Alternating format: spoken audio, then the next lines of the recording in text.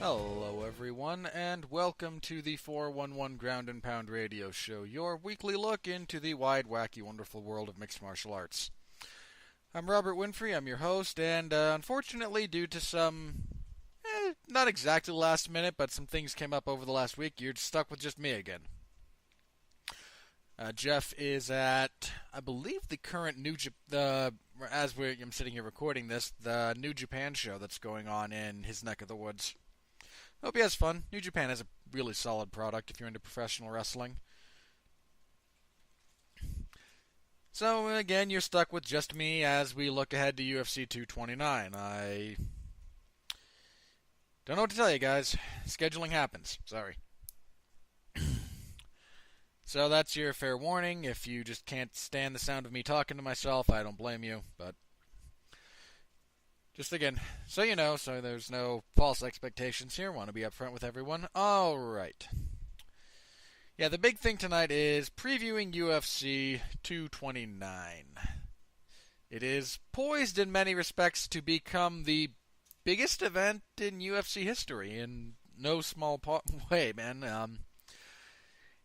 The crazy thing about it is it's not really a great card. The top two fights, excellent. Pretty much everything else is, no. It's a lot of filler. I mean, quite frankly, I could do without half of these. And, I mean, look, this is a card built entirely on the main event. The fact that the co-main event is pretty darn good is a bonus. This is all about the main event. I mean, it genuinely kind of makes me question why we're going... never mind, I'll get to that in a bit. But that's the primary thing on the agenda today, and again, sadly, you're stuck with just me. There's also been some news that came out. The UFC announced a few minor changes in their policy regarding USADA. It's really minor stuff. Again, I'll get to it. I mean, there's only one major thing that's, quite frankly, overdue, as far as that goes. But that'll be, again, the bulk of the show. So, getting into UFC 229, your main event, Conor McGregor, the former two-division, first ever simultaneous two-division UFC champion, biggest star, biggest draw in the sport, is returning to MMA for the first time in, how many years? Crazy to think about that in that particular context. Yeah, almost 2 years. Almost exactly 2 years. I mean, he last fought on November 12th of 2016 when he beat Eddie Alvarez. But, yeah, nothing... I mean, he had the boxing bout with Floyd Mayweather that made him an obscene amount of money, but is irrelevant for the purposes of this, of how long he's been out. But yeah, he's coming back, and he's fighting one of the other surprisingly bigger stars in the UFC, although you wouldn't know that necessarily just to hear that, hey, it's Khabib Nurmagomedov. Because Khabib is, again, like, he's not as flamboyant as Conor, but he has a surprisingly robust fan base. And Khabib is, again, your current UFC lightweight champion. This is such a weird fight in so many ways. Like, I mean, meritoriously, great fight. But it's so weird to have two guys at this level who have not faced anyone like the other. It's just such a bizarre thing. Because, I mean, again, the really sad thing about Khabib's run to UFC glory is that while he is great, he is arguably, again, the best lightweight on the planet, it's really hard to find, like, his best win. I mean, he has just, mauled people. Just everybody put in front of him. Just destroyed them. But his best win is either Rafael dos Anjos pre-Dos Anjos' big run, or Edson Barboza, who's, don't get me wrong, not a pushover, but has also very clearly displayed where his ceiling is. I mean, somebody pointed out the number of fights that fell through for Khabib and how great they would have been. I mean, he's had 4 fights with Tony Ferguson fall through. 4. And I think that's the best fight you can make in all of MMA right now is Tony and Khabib. Such a great fight. He had a fight with Nate Diaz that fell through. Boy, that would not have gone well for Nate at all. He had a fight with Gilbert Melendez fall through. He had a fight. He was supposed to fight Cerrone at one point. That fell through. I mean, the long, sad list of fights that he was supposed to have that just fell apart for one reason. He was supposed to fight Max Holloway, for crying out loud. It's just kind of sad that he's had the run he has, because as great as it has been, he's only been, he should be on, one of the best runs ever. But due to circumstances, largely out of his control, not entirely, but largely, just fights haven't come together the way they might have.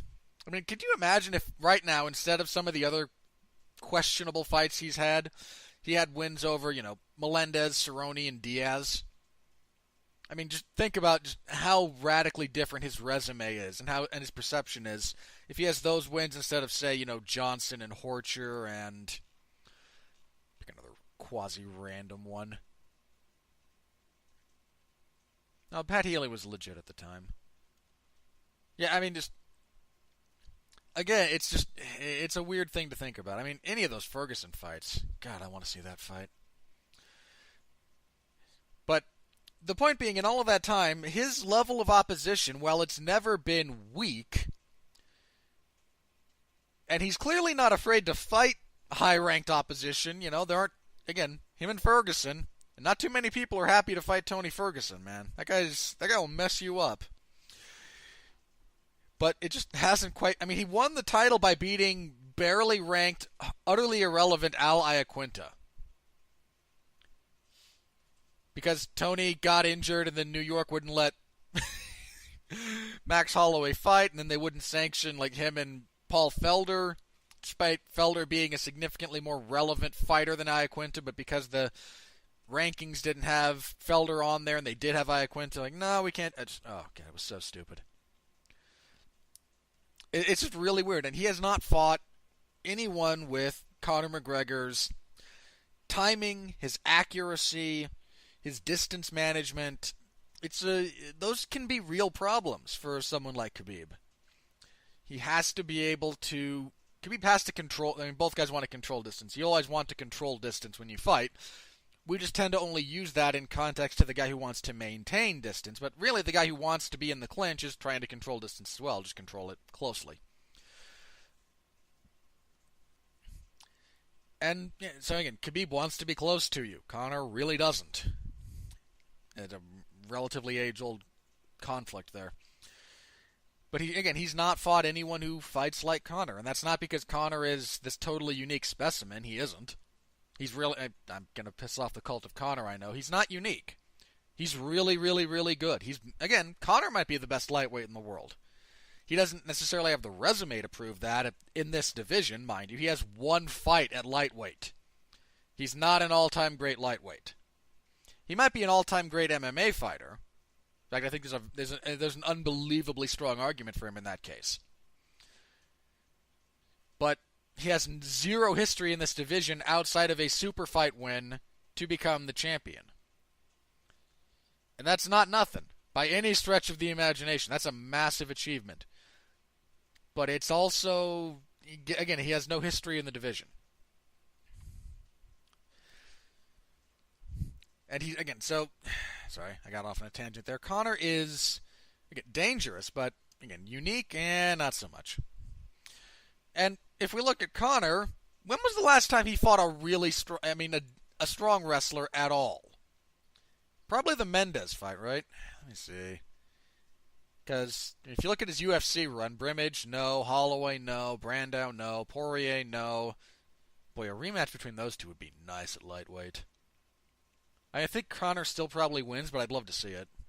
Seaver, no. Yeah, Mendes, Mendes was the first wrestler he faced. That's nuts. He went that far into his UFC run without fighting a really good wrestler. Anyway, wins. Aldo, not a wrestler.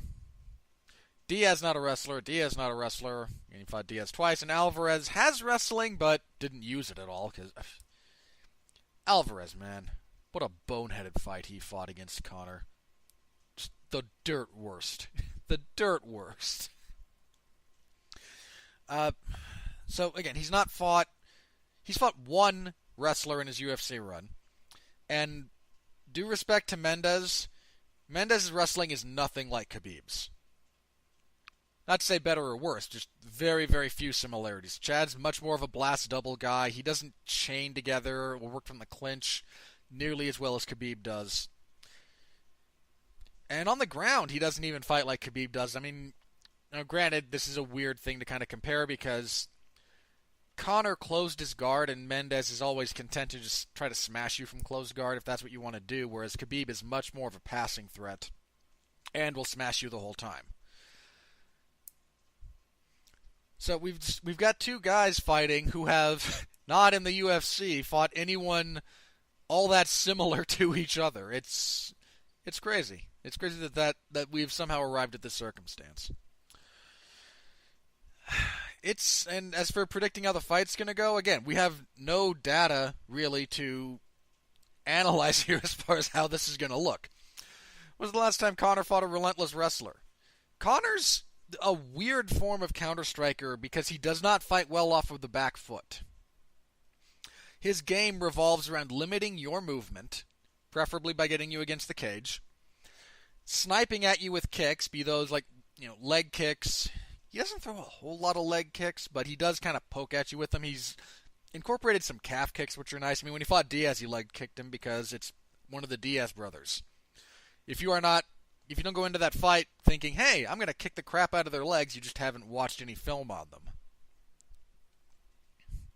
Doesn't necessarily mean you're going to win that way, but you absolutely should do it, because they don't do anything about it. But he likes steering you with those, or that long front kick to the body that he uses, which is a really nice kick. Again, he likes to steer you until you're out of position, and then you get flustered, and you try to close distance, and then he just kind of skips back half a step, plants, and uncorks that left hand on you. And I mean, it's a very successful formula for him. I mean, and really what's truly startling about Conor is not so much his power, which is non-trivial, don't get me wrong, but he's a very precise striker.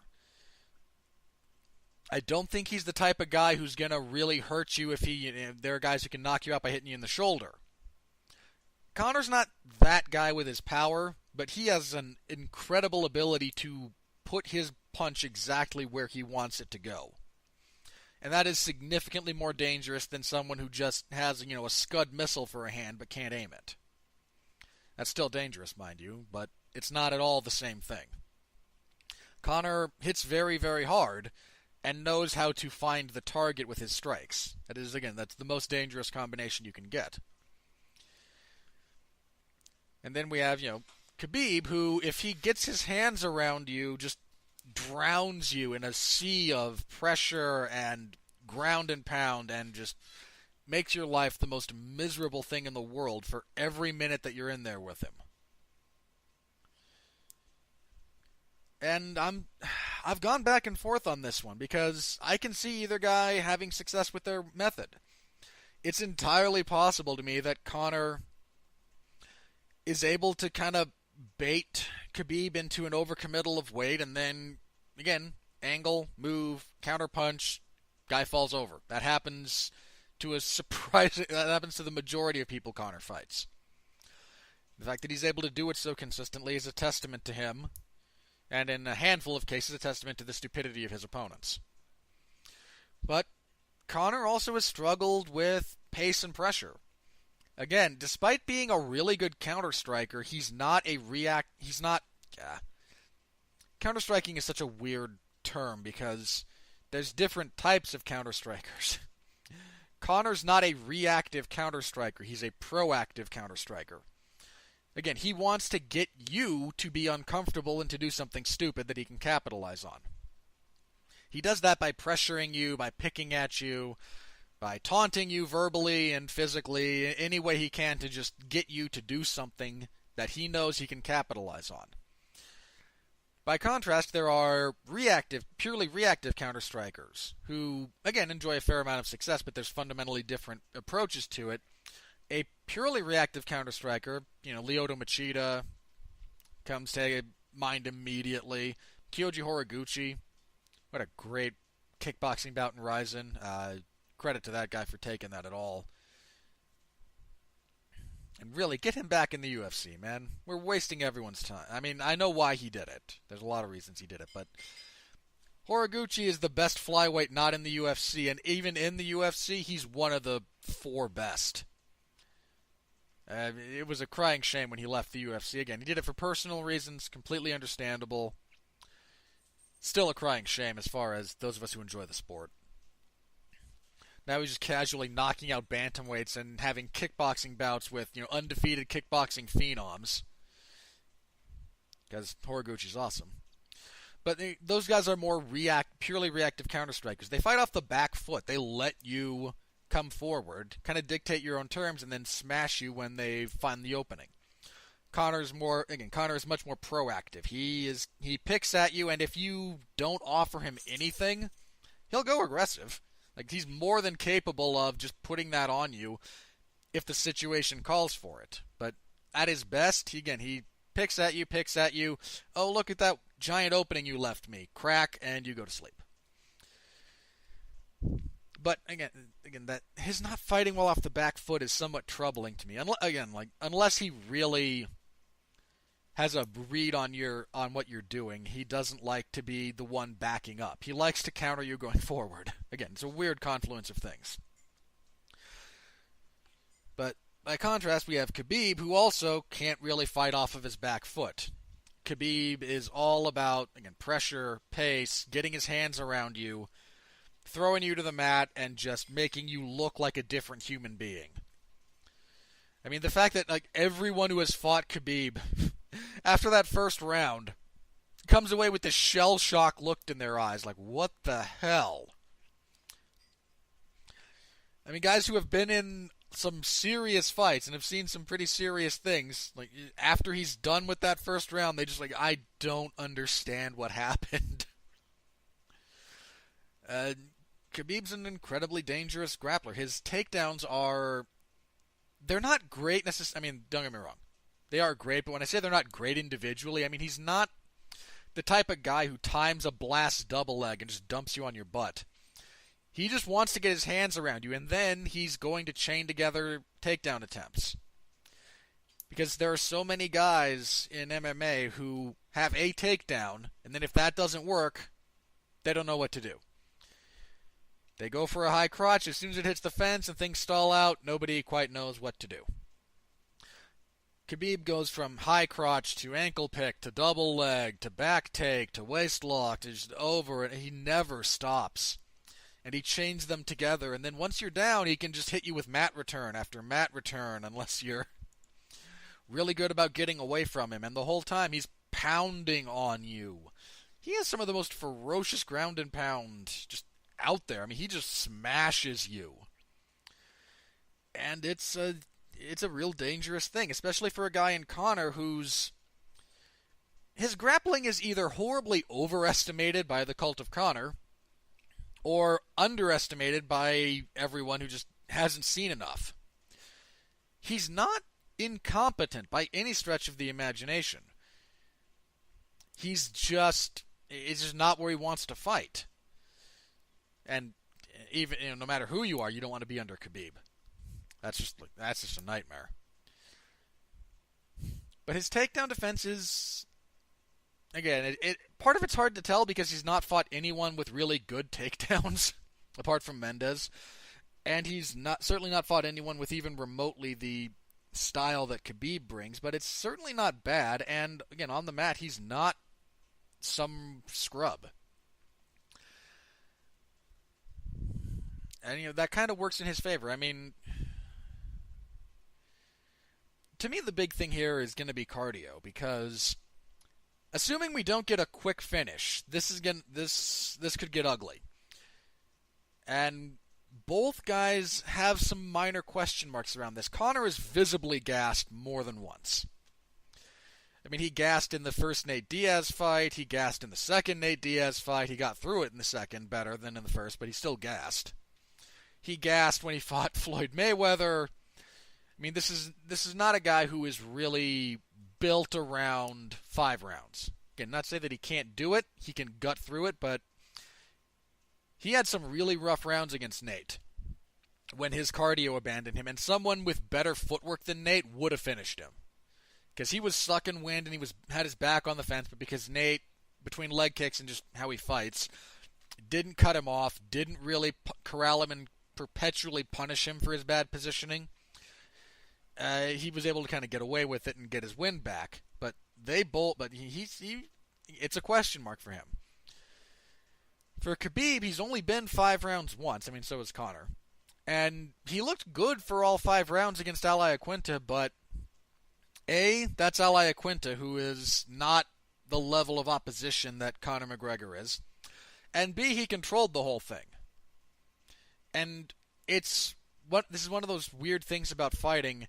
You can see guys who have great cardio and can fight, 5 rounds when they're the ones controlling the pace, who fall apart if they have to fight at their opponent's pace for 2.5 rounds. It's hard to tell how his cardio is over 5 rounds if he's not the one dictating the pace. It's still good that he was able to do it, but that facet is still a bit of a question mark.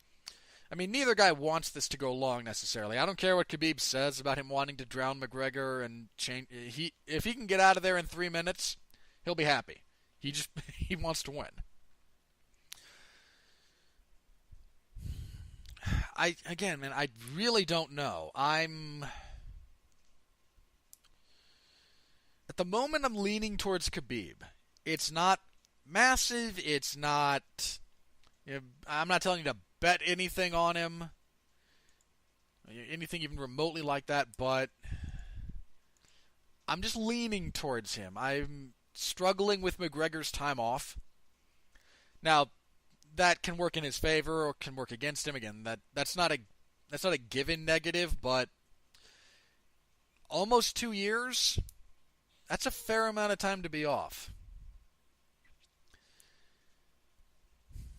And I mean, as much as ring rust is partially mental in preparation, there is a physical component to it. And again, Conor's not been injured necessarily, but it's still something that it is still an iffy thing. Time off is hit and miss. Some guys, it's the best thing in the world for them to take a year off. Some guys, it's the worst. So, not entirely sure about this one. I also have a bit more faith in Khabib's chin than I do in Conor's takedown defense, which is a weird thing. But I'm leaning. It's a very slight lean, and I've gone back and forth. I might change my mind by the time official predictions roll around for the roundtable, but it's a really, really tough one to kind of figure out as far as that goes, and I'm looking forward to the fight. There's a lot of dramatics around it. There's a lot of hype, but these are 2 of the very best fighting for the title, and there's only so much more that you can ask of the sport than that. This fight I'm really looking forward to it. We have another, again, 6 days before it happens, so somebody could get injured, somebody could pull out, but I mean, that's why the co-main event's there. The co-main event is there to serve as a backup for the main event. Because if one of those 2 falls out, doesn't matter which one, Conor gets injured and falls out, we get Ferguson and Khabib for the title. Khabib falls out, we get Ferguson versus McGregor for either the interim or the full title, depending one of those 2. We're getting a title fight in the main event featuring one of those 2, and I assume Tony Ferguson. He's there just kind of playing alternate for the main event.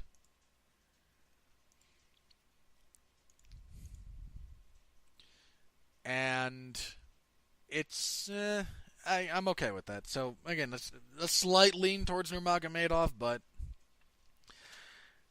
okay, you know what? I should know better. I should know better than this by now. I really should know that anytime it's this close and I have a slight leaning, it goes the other way.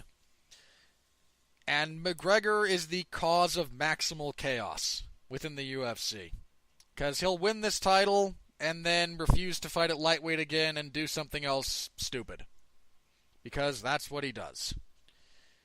And given that in the sport of MMA, the craziest outcome tends to be this is such a backward sport. The most likely outcome is frequently least likely to occur simply because maximal chaos must exist within the confines of the sport at this point in time. So knowing that, it'll probably be Conor. It'll probably be Conor very quickly, and we get another circus for 18 months before he fights again. In a different weight class. Ugh. I know there are people who are really who kind of thrive off of what Conor brings to the sport. And in some respects I appreciate it. There are things he does that make the sport better, that make it more interesting. There's a lot of crap he does that I quite frankly would be happier never to deal with again. And that's just me. But hopefully that fight holds together. Should be it's a huge drawing fight, so. And again, we have our backup plan in the form of the co-main event. Former interim lightweight champion Tony Ferguson returns after destroying his knee, tripping over cables because, hey, I'm Tony Ferguson and I must wear these Ray-Ban sunglasses indoors. I am contractually obligated to wear them everywhere. That was just the dumbest thing. We're getting to him and Khabib for the title. I'm psyched. You're psyched. It's a great. Again, that is, I think, the best fight you can make. Period. Across all divisions in MMA, is Tony and Khabib. And then because that fight is cursed, he trips over cables doing media in a TV studio and destroys his knee. But he's back now, so yay, because Tony being back is good. And he's fighting former champion Anthony Pettis. I really don't like Pettis' chances here. There are two big knocks kind of on Ferguson. Believe it or not, one of them is his age, because Tony is 34. And lightweight is not an especially forgiving division when it comes to being the old man at the party. It's now, I'm not saying he's going to fall off of, a cliff necessarily, just because he hit 34, but time gets everybody. It is inevitable. And given that he's 34, we got to start watching that with him, because it's going to happen. But so that's one of the big knocks. The other is, there's two others that are kind of intertwined. Well, not really. His striking defense is a little bit porous. He makes up for it with combinations and fighting a lot of guys who don't know how to capitalize on it. And he's very accepting. Tony's a madman. He loves to scramble. But if you get him down and you secure top position, he's happy to play guard until he finds the opportunity he wants to get up. And he's happy to just kind of smash you with elbows from there. Which is fine. More people should do it. But it has cost him in the past. I mean, even though he beat Kevin Lee, he had a rough couple of rounds. I mean, he lost that first round badly. Then, I mean, he came back better in the second. I can't remember if I gave it to him or not, but it was still kind of rough. I mean, Lee gassed because he couldn't keep up with the pace that Ferguson puts on him. But it's a dangerous thing against the right type of guy. Now, fortunately for him, Anthony Pettis is not the type of guy who's going to capitalize on that. Pettis is happier off of his back than he is on top as well. And, I mean, Pettis looked good in his last fight when he beat Michael Chiesa. That was the best he's looked in years. I mean, like, literal years. That was the best he'd looked. And I don't know. This is a tough fight for him. Pettis, a bit of an ambidextrous striker, and if Tony doesn't mind himself defensively, Pettis can crack him. But I really like Ferguson here, man. Between his pace, his penchant for violence, his just willingness to fight you everywhere, it's a good fight. It's a really good fight. And Ferguson's, again, injuries and time off are not something to be ignored, but he's got a much better recent track record than Pettis. I like Ferguson. I mean, again, I like that he's on this card as a backup for half of the main event, should that become necessary. But I think he beats Ferguson. I think he then gets his title shot. That's way overdue. Assuming McGregor doesn't become champion and then do something stupid, which is a very, very, very, very likely. That's what happens, but... Because, Conor, man, he's not fighting Tony. Not because he's afraid of him, but because Conor's always looking for what's bigger next. And Tony is not a bigger fight than Khabib. Whatever his next fight is after he fights Khabib, win or lose. Win or lose, Conor looks for what's bigger next. And either way, I don't think it's Tony. I mean, if he loses, he probably goes for a trilogy fight with Nate Diaz or petitions for a rematch, depending on the circumstance. I mean, even if he loses clean, like, just, I want that fight back, and the UFC will try to oblige that because money. Ugh. God, man. There's so much good about what Conor brings, but there's so much that I can't stand. Anyway, yeah, I like Tony there. I think it's a good fight. I think he probably winds up just kind of carving up Pettis' face with elbows from the clinch. Like, at distance, he just has a good pace. He deals with the sniping of Pettis because Pettis doesn't do combination work all that often. And takes it and just keeps attacking him, getting in close, working him over from there. Just, I like Tony. And hopefully that fight holds together as well because, Tony's had issues in the past. Pettis has had issues in the past. God. Again, there's potential for that fight to be great. There's also potential for it to just fall apart. All right. The rest of this card. Yeesh. We have a light heavyweight fight between Ovince St. Preux and Dominic Reyes. Ovince St. Preux, whose main claim to fame is being young and promising for the past 10 years. After 10 years of being young and promising, you are old and washed up. Type of thing. I mean, I don't have anything against St. Preux, but... I mean, he recently had a pretty good run, but, man, before that he had a really rough run. I'm not even sure how much I want to give him credit for his run. I mean, he beat Rogerio de Lima, who... not sure he should be in the UFC, all things considered. He beat Yushin Okami after Okami stepped in on short notice up a weight class. He beat Corey Anderson, which is pretty legit. He then gets blasted and choked out by Ilir Latifi. Then Tyson Pedro, speaking of stupid performances, Tyson Pedro's against OSP was pretty bad. I mean, he had him hurt standing a couple of times and kept trying to... Just not a smart fight from Pedro in that bout.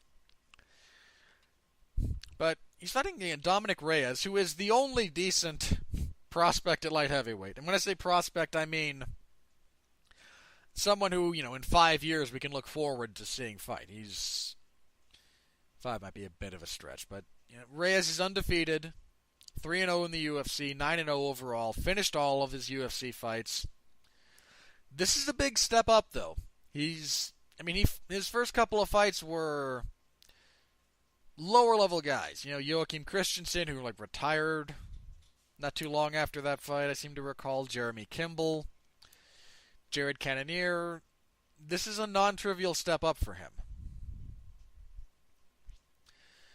And on the plus side, I think it's one he can handle. St. Preux's chin is not great. And he's got this weird body control issue. I don't know if it's balance related. I don't know if it's just... His legs are just very rarely properly under him. He's always a little bit straight in the knees, and he kind of wobbles a bit. I do kind of like Reyes here. I think this might be a bit of a coming out party for him. I won't be too surprised if this winds up being too much too soon, but I kind of like him right now. Then we also have a heavyweight fight because God hates me. Derek Lewis, who has been on a really good run lately. I mean, I make fun of the guy a bit from time to time, but his overall UFC record is outstanding. He is, what, 2, 3, 4, 5, 6, 7, 8, 9. He's 11-3 overall. And his only loss, geez, he's on a really good, just like immediate run. 1, 2, 3, 4, 5, 6. Yeah, he's 8-1 in his last 9, and the loss is to Mark Hunt. I mean, this is he's on a good run, and he's fighting Alexander Volkov, who's another really Volkov's a legitimately good heavyweight. I mean, Volkov's his last 2 fights, man. He beat Stefan Struve, and then coming off of that knockout win over Fabricio Verdum. This is a big fight. If the heavyweight division functioned normally at the moment, the winner would probably be in line for a title shot. But it's not functioning normally at the moment because we're going to get Daniel Cormier versus Brock Lesnar. God help us all. And consequently, whoever wins this fight is going to have another really tough fight against probably someone like Stipe. Oh, God. This is why I really hate, the celebrity aspect of this. The guys like McGregor who just Q-jump, or Lesnar. Just, nothing happens in a vacuum. Nothing. That's why it's a vacuum. And there's just these inevitable trickle-down consequences to other things that... Ugh. Oh well. I can complain about it, and I will. But I can also accept that it is the reality we live in, and I do. I like Volkov in this fight. Both guys have heavy hands. Lewis is the heavier puncher, but Volkov is significantly more technically skilled. And most of Lewis's best stuff is done kind of countering his opponents. And I don't necessarily mean that in terms of just like counter-punching, but they try to take him down and he reverses it and beats the crap out of him from top position. He gasses, then spends a whole round letting them exhaust themselves trying to take him down or kind of on top, and then beats them in the next round. Like he reacts well to what his opponent does. And I'm not sure that's the smartest way to try and approach a Volkov fight. Yeah, I kind of like Volkov here. But, I mean, I joke about heavyweights. Sorry. I don't joke about heavyweights because I hate them. But these are 2 upper-tier heavyweight fighters who have a history of fights that tend not to suck. I mean, look, that fight with Ngannou from Lewis, the win he's coming off of, that was awful. That was one of the worst heavyweight fights ever. Certainly in the UFC. I mean, again, if we want to add in other promotions, things get muddier, but in the UFC, that is one of the 5 worst heavyweight fights ever. Not the worst heavyweight fight ever, mind you, but if you're making a top 5 list, yeah, it's on there somewhere. It is absolutely on there somewhere. But that's kind of the aberration. I mean, okay, his fight with Abdurakhimov wasn't the most fan-friendly, but I also think he got a bit of a bad rap. The Brown fight was what it was. The Mark Hunt fight was fan-friendly. The Tabora fight was pretty. I mean, he got beat up for most of that fight, but he came back and won. I mean, even the Nelson fight, which I thought he lost, but wasn't a bad fight. So again, you've got guys with a history of not awful fights, even though they're heavyweights. So it's not the worst. And kicking everything off, we have a women's strawweight fight.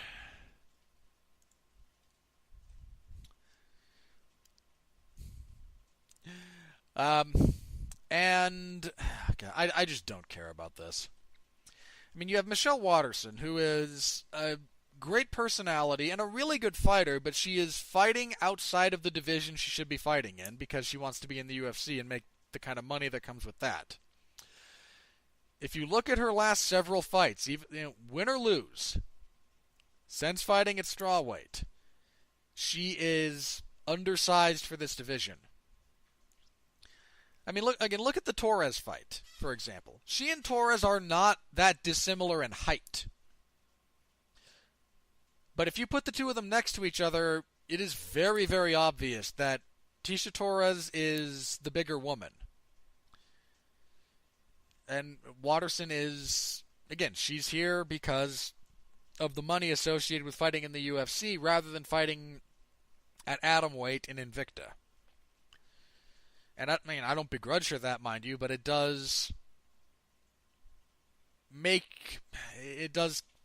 play into how I have to, my enthusiasm for her fights, how I have to consider them. And she's fighting Felice Herrig's a bigger strawweight. I mean, she's struggled to make the weight a time or two. She's never missed, necessarily, but that's not an easy cut for her. Herrig's coming off of that loss to Karolina Kowalkiewicz. Boy, did that fight suck. I'm not thinking of the Casey fight. Because the Casey fight sucked too, mind you. That was such a stupid fight. That was such a stupid fight.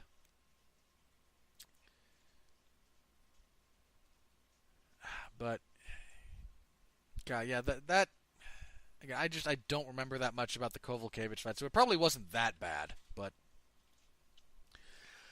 again, she's bigger. She'll look to bully Waterson in the clinch.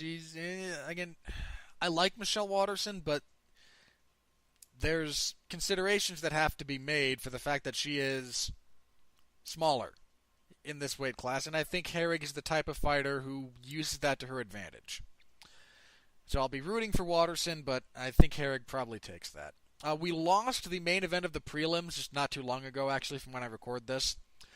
Sean O'Malley fell out of his fight with Jose Alberto Quinones. They're giving O'Malley some real soft touches. I mean, his two UFC fights were against Terrion Ware and Andre Sukumtat, and if Sukumtat, again, was not a stupid fighter, he had O'Malley literally on one leg in that third round of that fight. And just, for some reason, didn't think, hey, if I keep knocking him over instead of going to the ground and letting him not put weight on that leg, let me make him try to get up over and over again until he can't, at which point the referee has to stop the fight. Because if you can't stand or walk, you can't fight. Not safely. But again, they like his personality very clearly. They're going soft on him a little bit, and I mean that's on them. If they want to go soft with some guys and not with others, that's a promotional decision, and so be it. I mean, Quinones would have been the toughest fight of his to date. Probably would have favored him, but to the best of my knowledge, we do not have a replacement lined up as of yet. But what should be main eventing the prelims, if you're not going to have these two on the main card, is Sergio Pettis versus Jussier Formiga. I mean, Sergio is coming off of the biggest win of his career when he beat Joseph Benavidez. I mean, Benavidez's significant layoff notwithstanding, that's a big win. I mean, only two guys have ever beaten... Only three guys, sorry, I meant to say only two guys have now ever beaten him at flyweight. And only three people ever have beaten Joseph Benavidez. I mean, Dominic Cruz, Demetrius Johnson, and now Sergio Pettis. He's only the second guy at flyweight to beat Benavidez. His other two flyweight losses again coming to DJ. I mean, Pettis' only loss recently was the Cejudo one, and Cejudo's the champion now.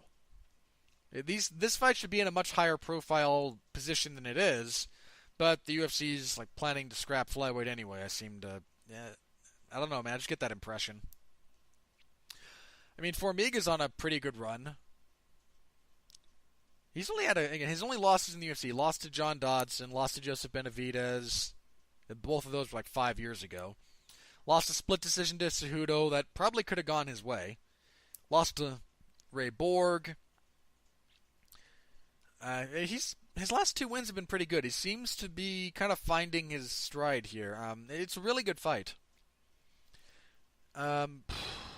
I don't know, man. If Formiga forces the grappling, because little Pettis, kind of like big Pettis, he'll accept being on his back. And against a black belt the caliber of Formiga, that's a dangerous place to be. It's a real dangerous place to be. Yeah, I'll go with Formiga. Screw it.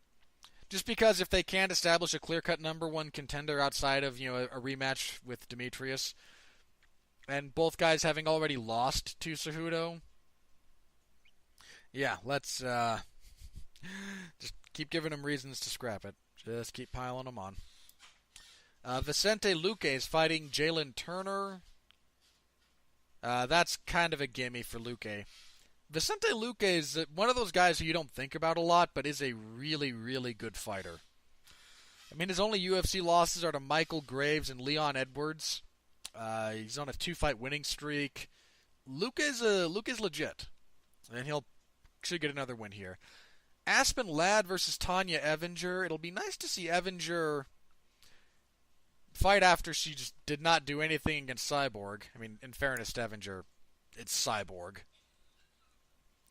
I kind of like Evinger, actually, especially against... Aspen Ladd's good, but very untested, and a lot of what she does, I think, is going to run into a really ugly portion of Evinger's game. I think Evinger gets on top and just kind of pounds her out.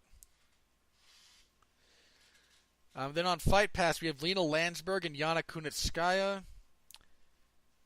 This is a bit of an interesting one.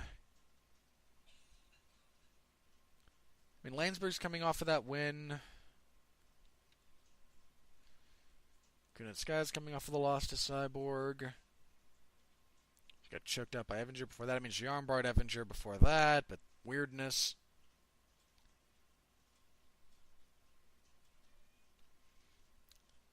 Tough one. I'll go with Yana. No real reason there. Scott Holtzman fights Alon Patrick. These are not good Fight Pass fights. Holtzman, fight winning streak, whereas Patrick, he's been out for a while. No, he beat Damir Hadzovic. Yeah, Patrick's only loss professionally is to Mairbek Taisimov. Yeah, I'll go with Patrick here. Gray Maynard is still alive. I'm not sure, not sure him fighting is a good thing, but he's still alive for some reason. Still in the UFC for some reason. He's fighting Nick Lentz, who also should probably not be in the UFC anymore.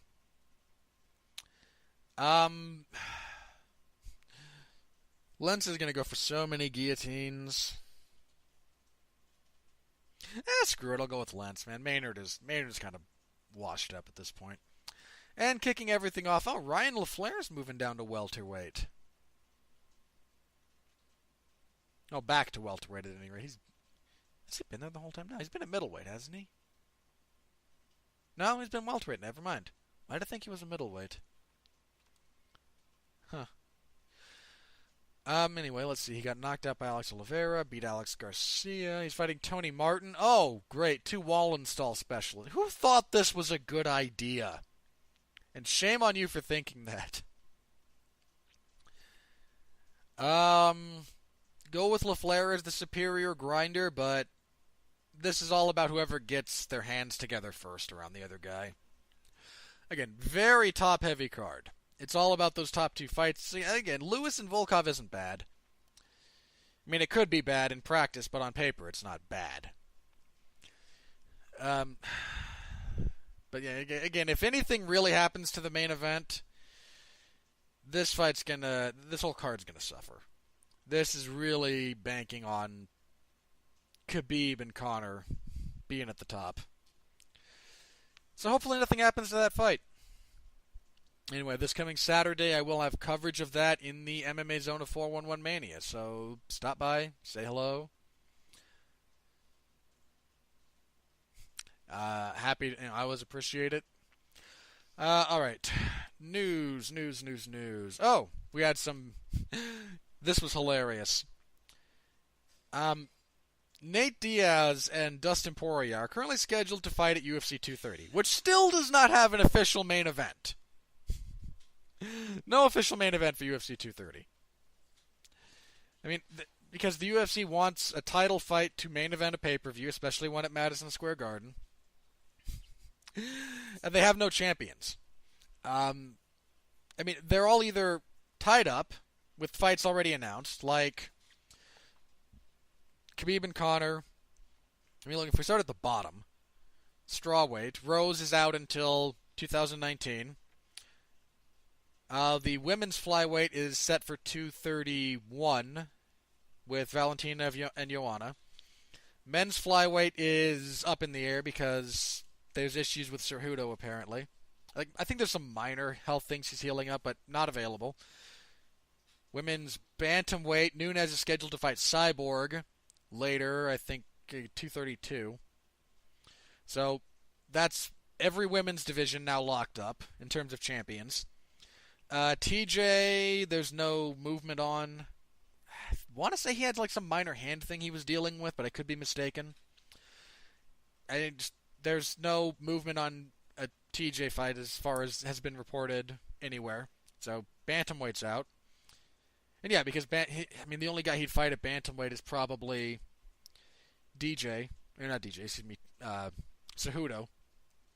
And again, there's just schedule that doesn't quite work out there for whatever reason, so bantamweight's out. If we get to featherweight on the men's side, it's Holloway, who's, I believe, still dealing with some of the aftermath of that weirdness, and they're looking to reschedule him, they've actually like kind of scheduled him in Ortega for later. I can't remember, but not available. Lightweight, happening at 229, not available. Welterweight, Tyron just had minor surgery. I can't remember on what. It wasn't major, but he had some kind of cleanup work done. Not available. Middleweight is Robert Whittaker, who is still recovering from an injury and not available. Light heavyweight is technically Daniel Cormier, who is not available. Heavyweight is also Daniel Cormier, who is still not available. Between, again, like some minor things and him waiting for Brock, just not happening. I mean, there was a lot of talk that with John Jones' suspension ending in time to be on that card, that's what they were going to do, but Dana White's been adamant that it won't be John, and there's questions about what they would do with it anyway, and would they just put an interim title up between him and Gustafsson? Is Gustafsson available? The point being, it's a mess. So, Nate Diaz and Dustin Poirier floated the idea on various social media outlets, specifically Twitter. Hey, put us in the main event. We'll fight at 165 pounds for the first ever 165-pound title. They both seem amenable to this. I mean, I don't know why they wouldn't be, but they both have said they're amenable to this, and they both announced that.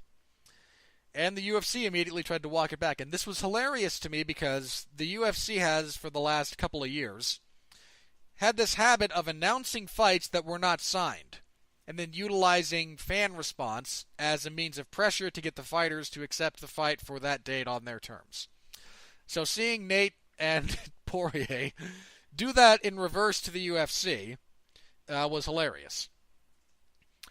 Now, this would of course brings up, well, can you afford to have a 165-pound division? Believe it or not, I think you can. I think there's a couple of things that have to happen if you do that. One, you bump welterweight up to 175 pounds. You don't change anything. Tyron Woodley is still your champion. The division is still the welterweight division. But you go from 166 to 175. That's your weight class.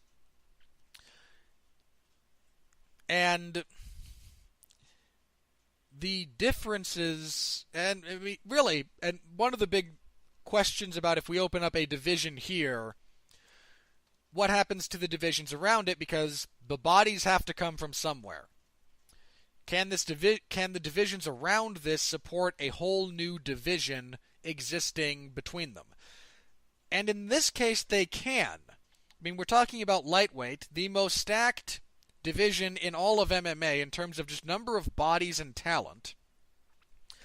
I mean, lightweight has, at any given point in time, right about 100 members in the UFC. And, I mean, there are some absolute killers at lightweight. And I hate using that descriptor unless you've literally killed someone. But there are some really, really excellent fighters at lightweight outside the top 15. There are some great fighters there. There is more than enough room at lightweight to accommodate some people going up to 165. Or there's a lot more fluidity in terms of where people are, which is not the worst thing in the world either. And then there's welterweight on the other side of it. Welterweight, it might currently be in a bit of a weird spot just because of how some timing things have worked out and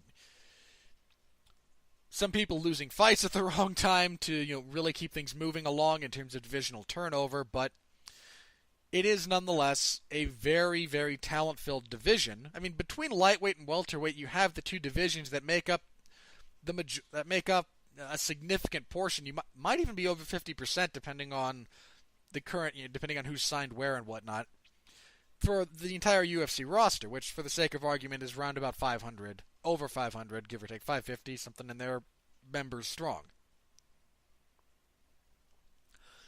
It wouldn't shock me at all if between lightweight and welterweight were something like 35-40% of the total number of people signed to the UFC are in those two divisions. Certainly at least a third. At a minimum, I think between the two of them you have a third of the UFC's roster. So you've got enough people to support that, actually. I'm still not necessarily the biggest fan of it, but that is a division that could be supported given the talent and number of bodies available. Now, again, the UFC has said this is not signed. We're not. We don't want to do this. And I don't blame the UFC in terms of they don't want to create another division. I mean, they created women's flyweight last year, and look how swimmingly that's gone. If you're not aware, it hasn't. I mean, their champion never defended the belt. Never. Won the title. Health issues, promotional issues. I'm not trying to dump on Nico here. So a lot of what happened to her was beyond her control. That really sucks. But we're still talking about getting a division up and running, and the champion is not in play. That's a rough thing. These two fighting at 165 for the first ever title, like, yay! 165. I mean, is Dustin Poirier going to stay at 165? Is he going to go back to 155? Is there stability there? Is he going to want to become a two-division champion? There's a lot of questions and logistical headaches that get brought up because of that. Again, that being said, if they did want to institute 165 pounds, it's a weight class that arguably should exist. I mean, there's a lot of big lightweights. Guys like Kevin Lee, Khabib Nurmagomedov, Michael Chiesa, Rafael dos Anjos probably is. RDA might be optimal at 165. I mean, he's looked good, all things considered, at welterweight, but he's always been the smaller guy. 165 might be more at home for him, especially if 170 goes up to 175. And there's some smaller welterweights who might want to try just having a different cut. I mean, logistical headaches. Oh yeah. But it's a division that it's in a position that could be sustainable. And it bears thought. And I mean, look, I want Poirier and Diaz to fight for 5 rounds because they're maniacs and I want to see them kill each other. And I mean, again, there have been thoughts of, hey, throw an interim title out there. I mean, we all know interim titles mean nothing, but the UFC still likes to pretend that they mean something. And if you do that, when you've literally got the actual title being defended a month before, I mean, you've given up at that point. So again, still no main event for UFC 230. If they go with 165 and try to institute a division, I don't hate it. But there's some headaches that are going to come with that. And as long as we're all honest about that, fair play. Okay, what else? The UFC announced a minor change in their USADA policy. Bear in mind, this is not a change as far as USADA goes. USADA has not changed. But the UFC has been announcing when fighters have potentially failed drug tests.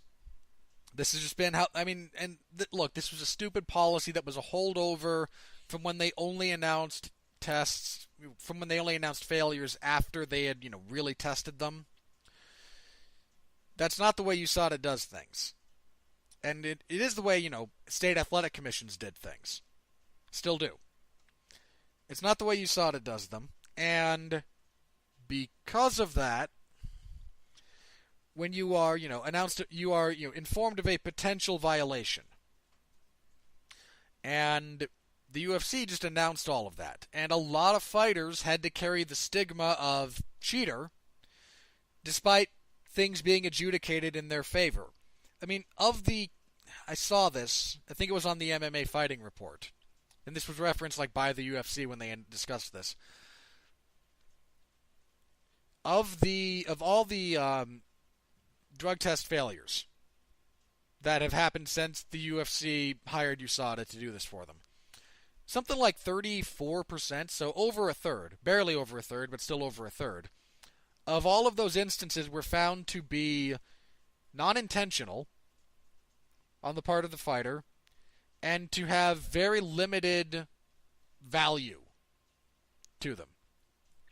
I mean, this is one of the things that came out with Jon Jones's recent ruling. It was not only was it non-intentional, it didn't actually enhance his performance, according to some of the findings. Now, however much you want to believe that, I am not you. I am not going to give whatever. You can take that for whatever it's worth to you.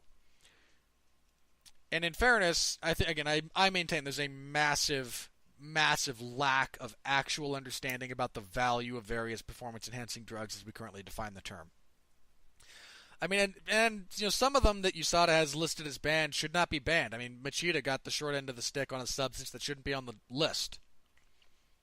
Period. That was put on the list because it was thought to have an anabolic profile. Turns out it doesn't, but they never took it off the list because bureaucracy. I don't know. Is it a bureaucracy if it's corporate? I mean, we usually use bureaucracy in reference to governmental things, but I mean, the corporate bureaucracy is a thing too, I suppose. But the point being, they never took that off the list. And so, I mean, consider that you had guys like Tim Means, who was totally exonerated, Little Nog, JDS, who were exonerated essentially, Josh Barnett exonerated.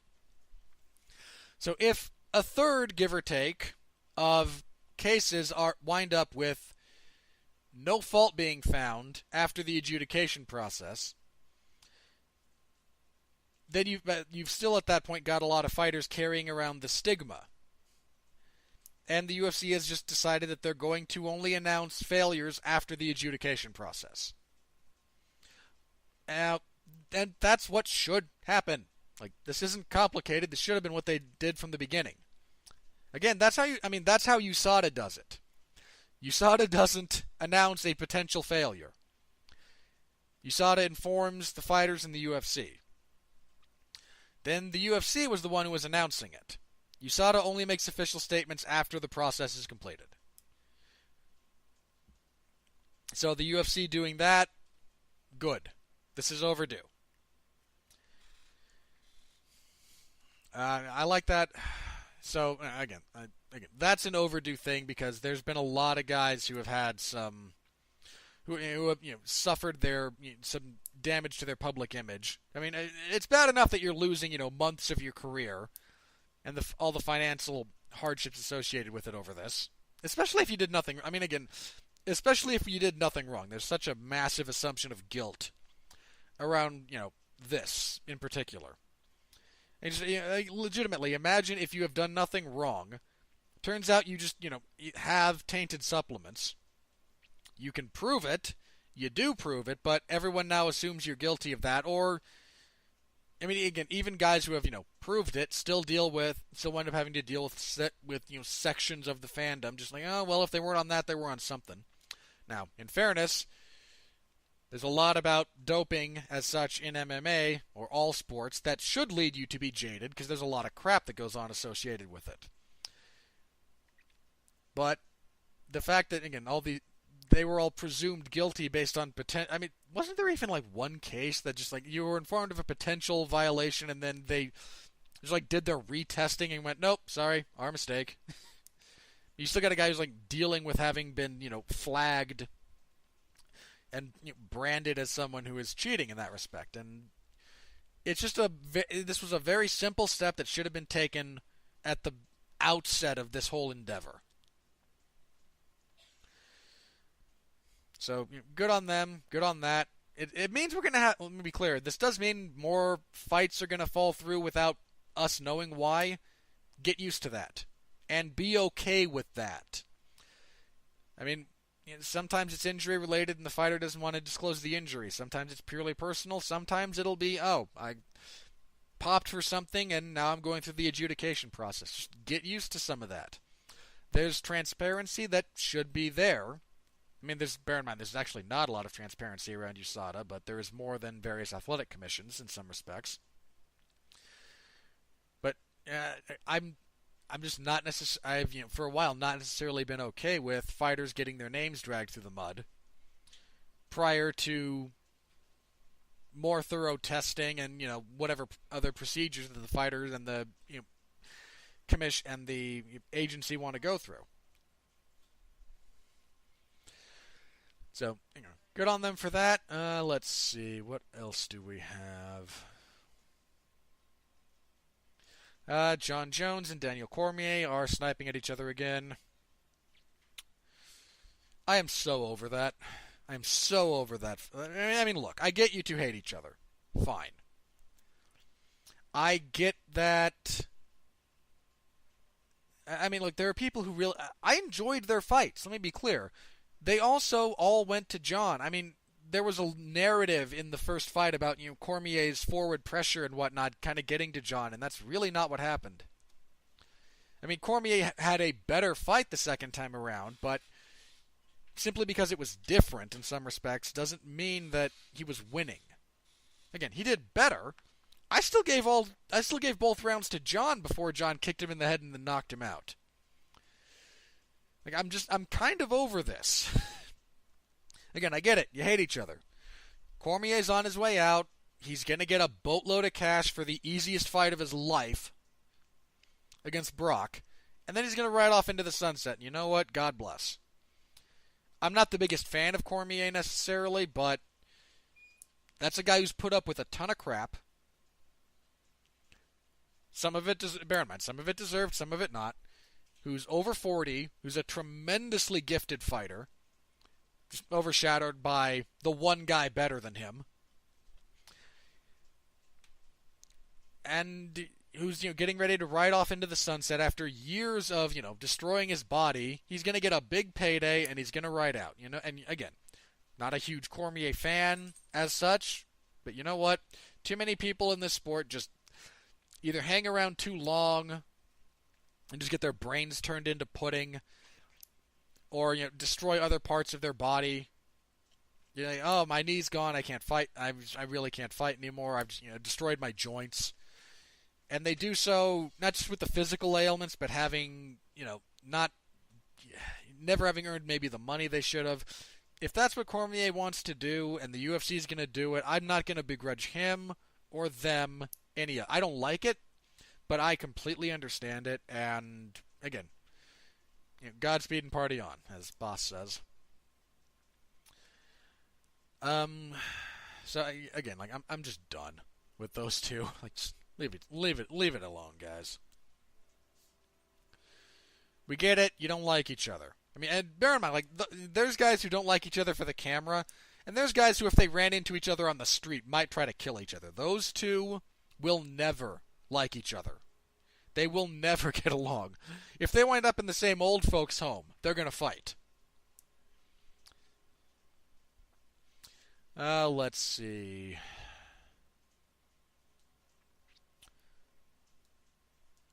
I think that's about it, actually. There wasn't a whole lot of major news. Again, Bellator had an event last night, but if it happens in Bellator, does it actually happen?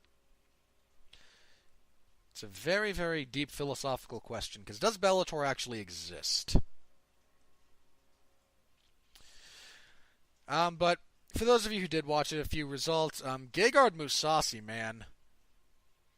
Not a guy who gets the appreciation he deserved. He ran over Rory McDonald. That's the fight from that card I looked up because, I mean, again, I give Bellator mountains of crap because they're terrible. They have good fights every now. I just don't trust them in the dark. Like, I will not watch a Bellator event live. I just won't, unless I'm being forced to cover it. I won't watch it. I have no faith in their production, and I never want to listen to Mike Goldberg ever again. It actively deters me from going back and watching old fights because I know Mike Goldberg is on commentary. But Gegard Mousasi stopped Roy McDonald in the second round of that tournament. That was the middleweight tournament. Good for him. Aaron Pico. Aaron Pico might be somebody we really have to pay attention to, guys. I mean, we can joke about him, the most Bellator thing ever being him losing his debut after being as hyped as he was. He has wrecked some guys in the interim. He has hellacious power, and his body shots are nasty. Again, I don't know where he's going, but that's someone we should start paying attention to. Even if it means I have to, read Bellator results or watch highlights from them occasionally. Let's see. Was there anything else of note on that? Not really. Again, there was the Ryzen event. God, I wish I'd have watched that. Again, the big thing there was Tenshin Nasukawa defeating Kyoji Horiguchi in a kickboxing fight. Again, Horiguchi's a madman. I mean, again, one of the best flyweights in the world, easily the best outside of the UFC. One of the best bantamweights outside the UFC because he fights up there a bit now. Now he moves into kickboxing to fight a guy who is undefeated. I mean, I know you have to be into kickboxing to appreciate Tenshin, but that man is a beast. Let me think. He had a great knockout from Darren Cruikshank to Diego Brando. Darren Cruikshank really needs the rule set that Ryzen operates under. He has flourished there. I mean, in the UFC, he kind of sucked, but you get him when he can kick you in the head when you're on the ground, and Mirko Cro Cop got a win. Good for him. Bob Sapp fought to a decision, so if you need a laugh, watch that fight. I mean, it was a Ryzen event. There's a lot of pageantry. There's a couple of good fights hidden away in there. And I wish I'd kind of watched parts of it for some of the good fights there. And Mirko's elbows from hell that caused him to win that fight. So good for him. I think that's it as far as major news goes in the MMA world. Let me refresh Twitter one more time, see if anything's broken since then.